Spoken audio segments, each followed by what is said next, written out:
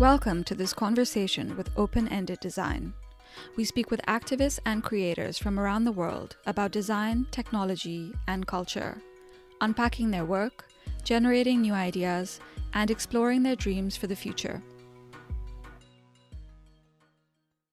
How are you? I'm doing great. It's so good to see you. So, welcome to this open-ended conversation. As you know, as one of our very generous followers, open-ended is a series of conversations with activists in design from around the world. We speak with people from various countries, curators, artists, technologists, designers, scientists, and I think you're our first journalist, but I actually wouldn't define you as a journalist. And that's really why we have you here today, is because you're not just one. You can't be described actually in any one or two or three or four words. And your interdisciplinary practice and storytelling is both inspiring as well as necessary at this moment of time. So, I mean, this is a conversation really to unpack your work, and I've been spending quite a lot of time admiring your outfits in your various recent interviews, and also really thinking about the work that you're doing right now. So, I do think, if it's an easy place to start and you don't mind talking about work straight off, if you could tell us a little bit about your work right now at the New York Times. You joined this team just a few years ago, and you've transformed the presence of the New York Times, not just in London, but outside of the US. And it's in the most surprising way for this digital world that we live in. So I'm curious if you could just expand a little bit on why you moved and what is this role that you've really built from scratch yourself. Wow.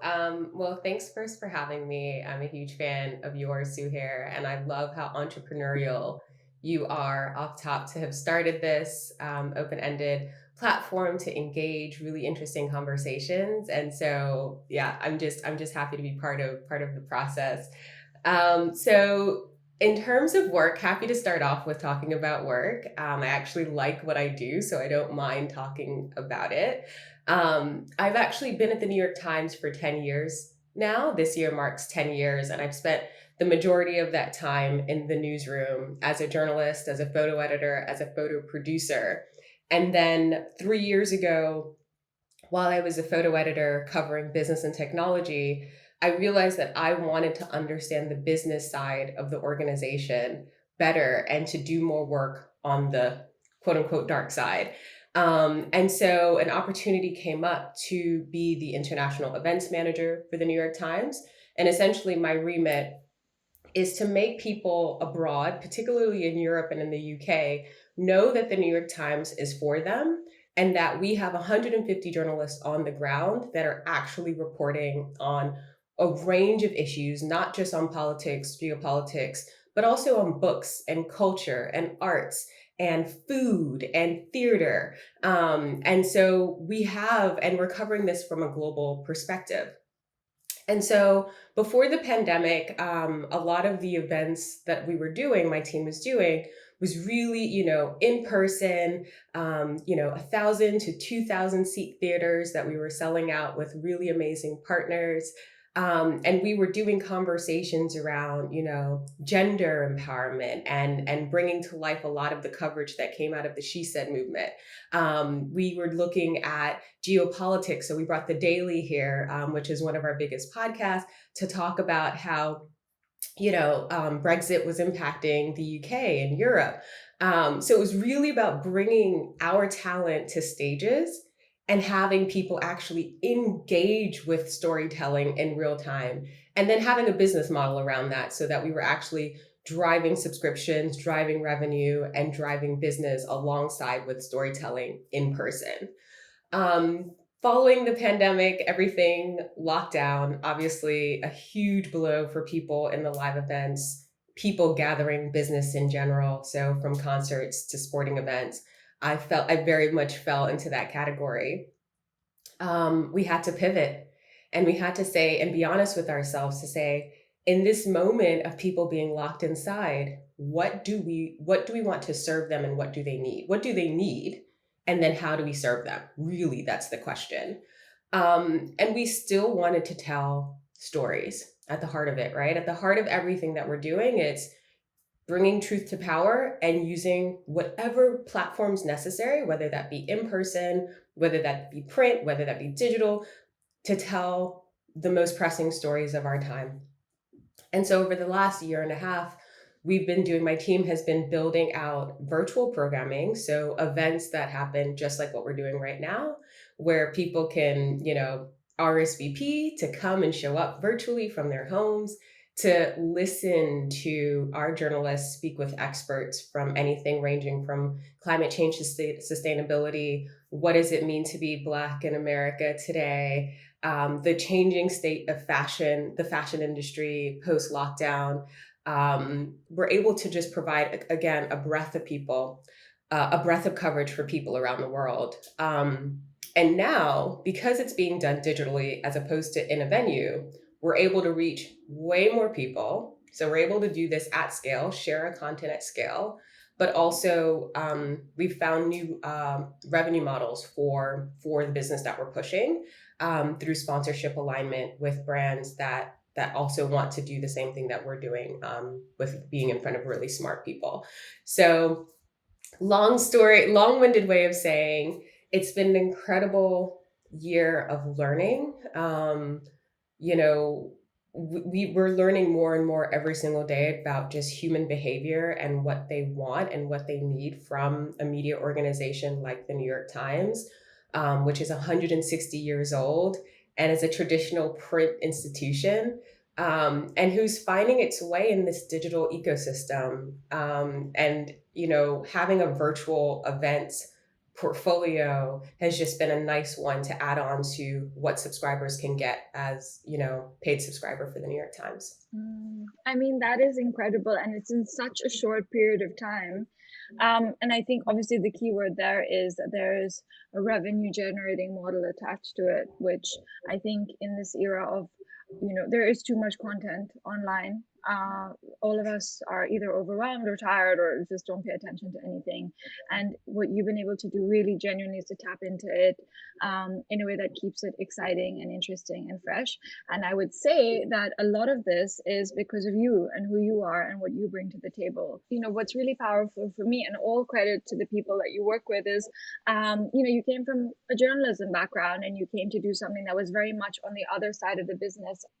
There's always this line between what we think of as product and then the operations and the engines that run the business. And the biggest divide for me is always personality and the kind of energy that people have. And that doesn't make either good or bad, but there's a different way of connecting, engaging, doing work. And I think that really takes away often from organizations growing and thriving because you don't allow the people who are actually building and creating to engage with the other side, the engine that runs everything. Oh, Um, I think it's yeah, so important. Now that I've done both sides, I understand how much being a journalist and being on the business side helps to help. It like essentially mm, frames the conversation, right? Like we're selling things and we're helping to push the business forward, whether it's we're trying to acquire new subscribers or retain existing subscribers or just making sure that after the Trump bump or just Brexit news has or COVID news has fallen off, that we retain people and they don't just drop their subscription. And I think you need people who've been in the depth of it, in the journalism of it, to help tell better stories on the business side so that we can explain to people why they should be paying subscribers to the New York Times, right? And mm, it can't just be from a business side. But I also think there would be a lot of power in having people from the business side go into the newsroom side and bring some of their thinking of structure and quarterly planning to how we approach storytelling. I think it'd be very, very good for people to move across the business and the newsroom much more fluidly. And I hope mm. that that happens more in the future as the newsroom and the business side become closer and closer. So you're now this incredible face of the New York Times in London. You've been a journalist, so you've been in front of the camera, You have your incredible Instagram account. We'll talk about that and your photography later. But I also wanted to ask you how that's been for you because you've been in the room with, celebrities and world leaders. And as a journalist, I'm sure you're used to doing that. But here's in a different context. Here you're holding space. You're bringing them to in partnership with you. In a different way, and I'm curious about how you've navigated that, just on a personal level, um because you're running this team yourself. That goes back to the word like just being fluid Mm-hmm. and at the core of it, understanding the purpose and the value.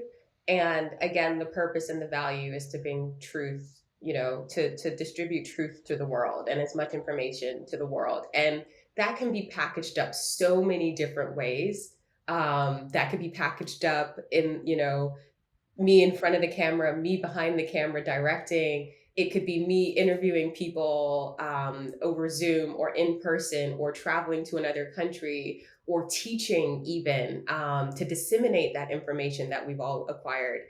I think now more than ever, people just have to become fluid with what they do and almost become like mini experts in lots of different things, particularly in the media industry, because things are moving very quickly.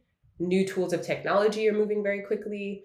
And generationally, there are different attitudes on what each generation wants from storytelling, right? And so we know that Gen Z and Gen Alpha, who have been raised on the internet, they want to feel like they're connected to people and not to institutions, right? And so they want to know who Whitney Richardson at the New York Times is, as opposed to just the New York Times.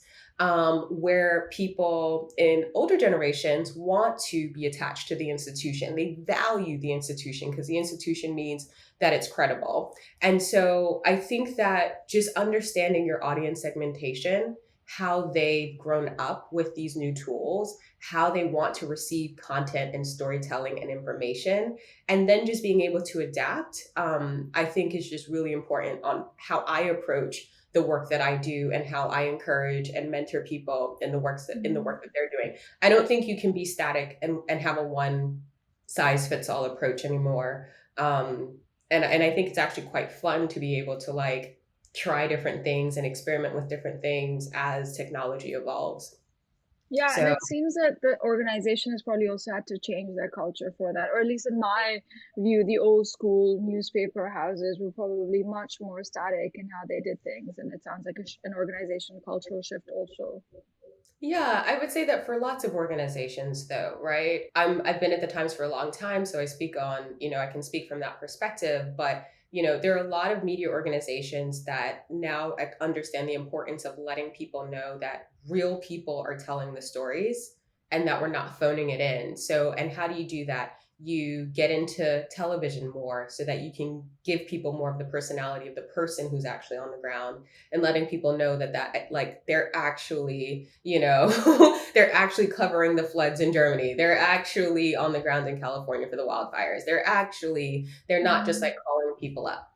And so making sure that journalists are now sharing things on their social platforms, making sure that there's a face or like a even as simple as an image attached to a story when it goes out. Little signifiers that let people know that it's a person, it's an actual human being that is telling these stories, particularly in a time Mm-hmm. where news is being questioned and the validity and facts of it are being questioned. That it's actually a real person behind that story. But it really comes down to the authenticity of it. Curious about the audiences that are online, especially now, especially your work has come online. I know these fancy events in London often have a particular kind of person who feels confident walking into the room and listening to, like, I don't know, Frank Gehry speaking about something. But has that shifted, or is it pretty much the same people online? When we're in London hosting in-person events, we partner on the ground with organizations that have a member base that are aligned with potential New York Times subscriber member base, right? And we categorize them as intellectually curious people, and that means that they are more willing to based on their behavior to spend money to educate themselves or to go to a theater or to buy new books, right? They are prime audience to then say, as a matter of fact, I'll also subscribe to the New York Times. I'll also spend, money to subscribe. They're intellectually curious and they want to know more about the world. That ranges in, income levels, that ranges in age. So, you could be an 18-year-old intellectually curious person or an 80-year-old intellectually curious person. But at the heart of it, you're willing to, go above and beyond to educate yourself past university or past the work that you do on a day-to-day basis. So when I'm creating content, I'm trying to be as general as possible in the approach so that people understand the content that's being delivered to them, and it's not too high level and it's not too elementary. So just in line with how the New York Times tells stories in its print model, that's the Mm, approach that we bring to the stage, which is like people who are intellectually curious spent money to come and hear this conversation. Or if they didn't spend money, they logged in on their computer at home to listen to an hour-long session because they wanted to learn and they wanted to mm, be inspired by something different. And so, from an audience perspective, I'm thinking about that intellectually curious person, and that again crosses geography, that crosses age, that crosses income bracket, and it's really just wanting to know more and just wanting to mm, find out, and explore more. It's been really encouraging though. I get more emails now through our digital event series on climate and on fashion from people that I don't think I would have heard from if we were doing in-person events in London. There are a lot of young people of color who message me that say, I didn't realize that Black and Brown people talked about climate change or were interested in it. And we're talking about it at school or we're talking about it and I saw this climate virtual event series. This is amazing. So I don't know if that would have happened in person, and I get those messages a lot. So I do think that has been one that I'm really happy about, is that we're reaching intellectually curious audiences that we might not have had we had just mm. had it in a venue in London. So, okay, so the last thing to ask about the New York Times is what you just mentioned is this awesome climate series. I just watched like one yesterday, and everything. I mean, you can talk about it. It was so fascinating, and then you were like in Thomas Heatherwick's studio, like looking at things with him and talking about doors and windows or whatever. But I'm very curious about this series, and also if you can tell us a little bit about what's going on in Glasgow and what you guys are hopefully, inshallah, going to be able to do for COP. I know. This year is a huge year for the discussion around climate change. For those of you who don't know, COP26 is Conference of the Parties. It's an annual gathering where world leaders gather in different parts of the world to discuss and debate actual climate policy. And I'm really really excited about this because I'm a natural storyteller. I'm an expert storyteller. I've been doing this for many years. But one of the great things about being in journalism is that you get to learn about different things by nature of what you're doing and the areas that you're focusing on. So over the past year, I've been really able to learn more about climate change as a novice. I came into this very much not knowing a lot about climate change, sustainability, what it meant to, lower carbon emissions, get to net zero by 2050. All of this was very new to me when I entered into this world of events and then wanting to do something leading up to COP26. And so the last year, we've been running these virtual event series called Netting Zero, and each one really focuses on a particular sector in which we can drive solutions to lower carbon emissions around the world. And we gather industry experts in that particular sector, as well as a New York Times climate journalist, to have these discussions, which isn't just posing the problems, but it's posing solutions as well. It's very focused on solutions. And so those virtual events are going to lead to our big New York Times Climate Hub, which is our first hybrid event that the New York Times has ever hosted. We rented out a venue right 15 minutes from where the COP negotiations are taking place in Glasgow. And we're going to be doing over a week of live journalism, really discussing a lot of the themes that are coming out of these Netting Zero series, but also to talk about a lot of the policies that are going to be coming out of the COP negotiations. So we know that 30% of carbon emissions are coming from simply the way that we make things. Like just the way that we make things are putting out carbon emissions around the world. It's the hugest, it's one of the things that we can tackle today ourselves, right? How do we make our construction better, elements of construction better, our clothes, our streets, our cities, just simply how we build and make things.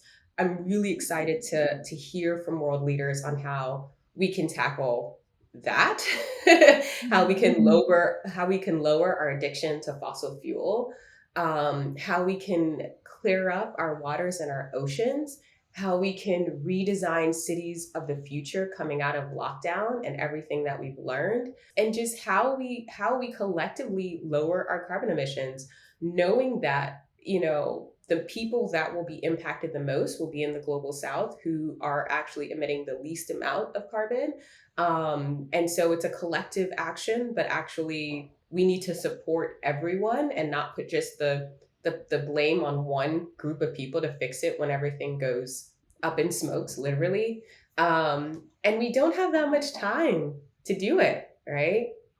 We do not have that much time. This is something that is happening right now. And every single day you watch the news, and it's not being alarmist, we see the impact of what a warming planet is doing to every aspect of the world. From, the heat, it's getting hotter because of carbon emissions. The heat's going to melt the glaciers. That water has to go somewhere. That water is going somewhere. So where is it going? And how do we protect very vulnerable populations that are going to be impacted by this? It's a huge challenge. I am encouraged by young people who are vocalizing this and are unafraid that they are not experts in this, but yet articulate themselves very clearly and want to learn more about how to solve this huge problem. I am very passionate about making climate change a conversation that people feel empowered to talk about, even if they don't think that they are allowed to, because it's not, they don't have the words or they don't have the knowledge. Actually, we all should be talking about this. I'm excited about COP. I hope that, it's as powerful as the 2015 Paris, when the Paris Climate Agreement was signed, and that real negotiations and real meaningful action is made at this time, because it's all of us. This is going to be all of us, that are impacted by it in the coming years. So yeah, Wow. it's Wow. I it's mean, it's hard this, not to it's hard not to be it's hard not to have um ego anxiety, right? It's hard. yes, but I also think a lot of people are exhausted and scared and anxious. And what you're doing is creating a new space to educate. And I think that that's, word you used earlier is how do we share our learnings and how do we expand access to what's happening in real time? And what you guys are clearly doing is setting up conversations to just open up new avenues of information, because the more we learn, the more we can probably do, whether it's in our own lives or in our businesses or in our countries. And um, there is, on the one hand, I always wondered with COP, like, what is the point of flying all these people in a pandemic when we're talking about climate change? And on the other hand, even this conversation is a reminder that people coming together, people then walking past one of your talks, dropping in, meeting somebody, that's the stuff that can change everything. And throughout history, what, kind of chance encounter or relationship has not affected the future of countries or people. And um, that's See, really powerful. I think it'll be twofold, Suhair. I think that in person and virtual are equally important, right? And I think that this COP, we will see a real synergy of both of those worlds coming together in a way that we haven't in the past because we just haven't needed to. And so people will definitely be coming in virtually from their homes, from their offices, and that's great. We're going to see a lot less people flying in, I imagine, this year than past negotiations. But there is something very important about that in person synergy that you just can't replicate online yet. We haven't gotten there with our technology yet to where it's such a seamless experience, that networking is so seamless and just impactful yet as we have, if you know, when you're in person in a venue getting coffee next to the person who ends up being the person who funds your next venture. Like those things are a little bit harder to happen virtually. Mm. But hopefully with the rise of VR and AR and just thinking about how we gather, we'll start to see better uses of that technology for like more in-person impact, if that makes sense. But I just don't think we're there yet. I definitely agree. I think immersive technologies will definitely help. I just don't think you can replace that feeling of whatever it is. There's always a moment that you can't replace when you connect with somebody. But I do want to move on, and I want to like zoom out of this amazingly successful career and life that you have like way back, because you are so incredibly poised and graceful and thoughtful no matter how and where I've seen you or met you or heard you speak. And I know it's not just about your work at the New York Times, 10 amazing years, but I know a lot of it is like where you come from. So you come from New York, and we share in common a very close relationship with our grandmothers. And I know you haven't seen your grandmother for a while. So what I'm curious about is how you became a journalist, and then how from there you became a photojournalist. So if you can tell us a little bit about that journey. I do miss my grandmother a lot. And as you said, I am from New York. My family's from the Caribbean, so my grandmother from Jamaica, and my grandmother still lives in New York. Bless her, she's amazing. And my mom and my dad live in Georgia, where I spent a good bit of my childhood. And so I would say that the introduction to storytelling, it's a funny one. I've always found since I was younger that when I got like if I was at a loss for words, right? Say I was really frustrated at my parents when I was like 8 or 9, or I just was, just feeling really excited about something. I The only way that I could express it was by writing it down. Like, and this is like it's Wow. not being cheeky. Like this is real. And I think my Mhm. parents probably still have some letters that I wrote when I got in trouble. And I would write these like essays to explain why. And that always got me out of trouble. So I understood the power of words and putting actual thoughts to paper or typing them in an effort to explain things that I couldn't vocally, right? As from a very young age. And I thought that was very powerful. And so when I went to uni, I knew that I wanted to go to a school that had a really good journalism program because as a storyteller, my parents always encouraged me to do the things that we were passionate about to make a living as an adult. So they supported my venture to go to uni, studied print journalism, and digital journalism at Hampton University. It's an historically Black college and university in Virginia. Love Hampton University.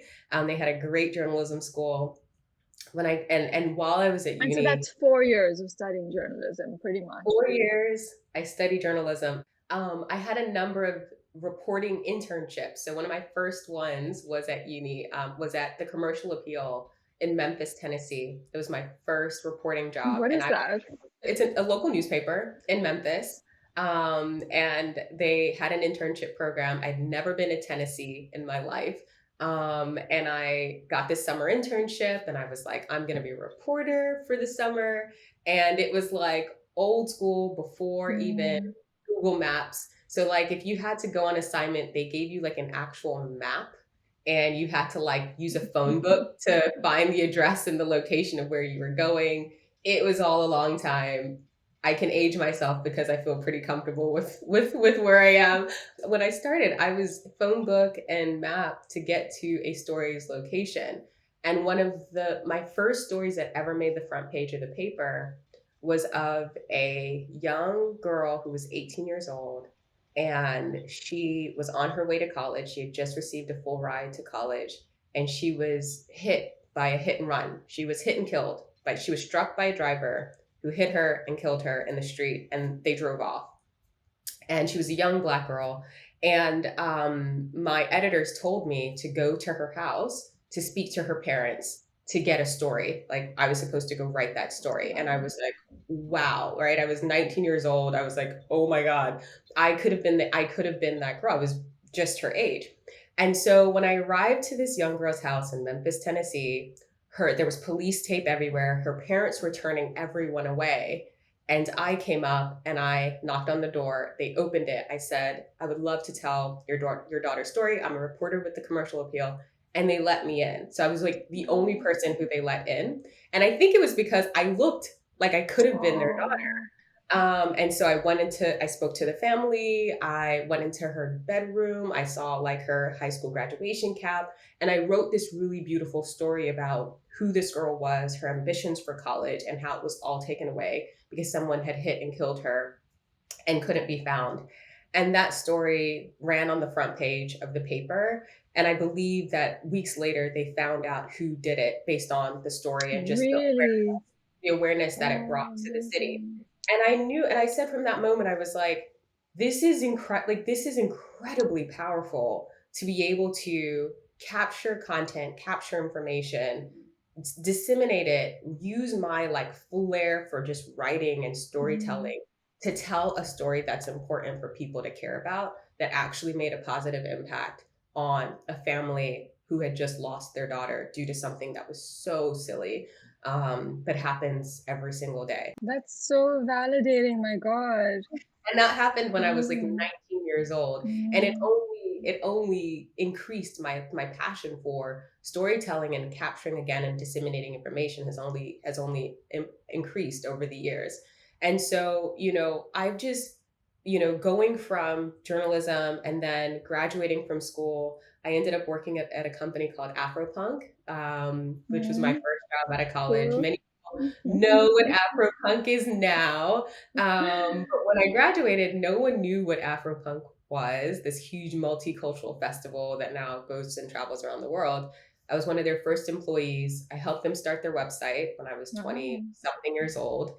I did that for 2 years, which was really build the Afropunk community up, to make it more of like a consumer facing, like, community, that people around the world could interact with, and then went to the New York Times. I mean, I have so many questions on this, and it's so moving because, when you say, so everybody wants to tell a story now, and most of us want to tell stories about ourselves, frankly. And it's just so rare to meet the people like yourselves whose careers and lives are dedicated to doing that and who are trained to do that. And you describe this experience as you need empathy, you need research, you need presence, you need to sit with it, you need courage, you need to like go through the map and find the place. And I just think it's such an important reminder, not just for young people, but for all of us, as to what does it mean to have the right to tell a story or to tell somebody's story, and what do you need to bring with you to do that. I wonder how you resolve in this age of online. Moving on to your career as a photographer. Oh my God. I love photography. I love visuals. I mean, I'm really into the arts in general, but there's something about the photograph that is just incredible to me, and incredibly powerful and incredibly moving. And I think it's just another form of storytelling, just captured in a frame or captured in a motion frame. And so after I did my bout of writing, I did a lot of writing for different organizations, the New York Times. I wanted to get into understanding how photography and just photojournalism worked. Many years ago, I started to just do my research. I started to write about photography and how Mhm. people were using that platform or that, outlet to tell their own stories around the world. And I just really got deep into the photojournalism and just photography community. and still very much connected to that world. It's even though I'm on the business side and on the event side now, I still love the power of a still image and moving images in general. Mm-hmm. So I, for many years, as I started my research into the world of photography, again, I came in very much a novice. I did not study photography in school. I very much learned a lot about photography from working at the Times alongside incredible photographers and photo editors that are award winning, Pulitzer Prizes. They taught me literally everything that I know. And I just got really fascinated by um, photography in Sub Saharan Africa. I had done a lot of work um, as a journalist, just traveling around to different countries. And then and particularly in West Africa, when I started getting into photography, I realized that a lot of the bylines that would come from stories out of sub-Saharan Africa were not of African photographers. And and as I was doing a lot of photo editing and going through the wires every single day, which is how I learned how to be a photo editor, I would just see, beautiful stories coming out of the continent, but like they weren't actually being captured by anybody who lived there. And I thought like it was very, very, very strange. So I began, as a journalist does, to ask questions and to explore who was actually on the ground telling stories. Why weren't they getting published in major institutions like the New York Times or the Washington Post? And how do we actually change that? Like, what are the blockers in which African photographers were not getting published or seen in mainstream media and Western media? And so that became an exploration for myself for like a few years. And I met amazing people along the way of that exploration. Many photographers who said that they felt that Western media didn't quite understand, like how good a lot of photographers were on the ground, and just how they just needed to come and visit and see the talent on the ground as opposed to just flying someone in and then flying Mm-hmm. them out right after. And then I started to write stories and interview people, photographers who were doing the work, and there are tons. Andrea Siebo in Nigeria, Yagazi Emezi, also in West Africa. I went to East Africa. I did a workshop where I like taught photographers, up and coming photographers, that were, trying to make it into Western markets. And so I think with the little power that I had with my social media, I started to generate a large following. I was able to use my social following, my power as a journalist to give exposure to different people, my power as an educator to educate people what I was learning in the newsroom. I was able to disseminate that information and share it with others so that they could then empower themselves to go make money and do work and pitch stories. Daniel Berhulak, he's an Australian photojournalist. He's multi Pulitzer Prize winning photographer.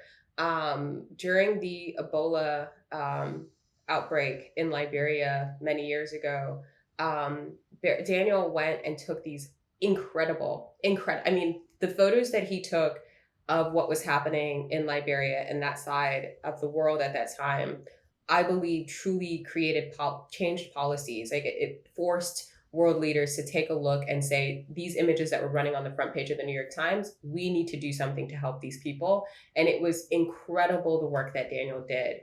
He was there with a reporter, Helene Cooper, New York Times correspondent, Washington correspondent, who is also a Pulitzer Prize winning reporter, but she's Liberian. And Helene Mm-hmm. Cooper was there with Daniel Berhulak during that coverage period. And I'll never forget a story that she came out with, which was basically saying why the Ebola pandemic was spreading so quickly in Liberia. And the fact that culturally, a lot of times people hold hands, they kiss, they're very intimate society. And so the spread of the virus was happening at rapid speed. Now, Mm-hmm. that was only something that Helene, being a Liberian, being a reporter, could identify and say, this is part of the reason why this is happening, in a way that Daniel Berhulak, who's this incredible photographer, just couldn't, right? Like he just couldn't, even if he wanted to, because he didn't understand the cultural nuances enough of that culture to be able to tell that story, that authentic story. Now you pair Daniel and Helene Cooper up, and you've got this like incredible, captivating, document of what's happening in a space that people need to know about to actually mobilize action and help people at that moment. And I again, so that goes to just like maybe Daniel did a great job capturing the pictures, but you need that person who can really ground you in like the nuances, the subtle cultural nuances of that culture, of that community to really move the story forward in an authentic way. So I think that's like one of the stories that like I'll never forget because I remember reading it and just being like, Helene's the only person who could have wrote that story. We have to, no matter who we are, what community we come from, try to keep that power, identify what that power is, and use it as a superpower. So anything that may make you an outsider actually could be your biggest benefit. It's all about your perspective and how you look at it and how, you decide to show up, I think is really important. But I definitely think as we close this, like, I definitely have a superpower of being young, black, and female, and definitely think that everyone who has individual characteristics, that is your superpower, and that we should celebrate our differences of humanity and not see it as a bad thing, but actually it's the most amazing thing ever. See, there, that right there is your call to action, our open-ended call to action. Thank you for sharing that. It means everything, and it means everything for me to see you doing what you're doing, for the women who work with us on open-ended to see you and your work. And that for me is power beyond. So thank you for being who you are and for inspiring all of us. Thank you. Thank you for having me. Thank you for listening. We welcome you to join and continue the conversation over on our Instagram at openended_design. You can also find us on LinkedIn at Open-Ended Design and our website www.openended-design.org.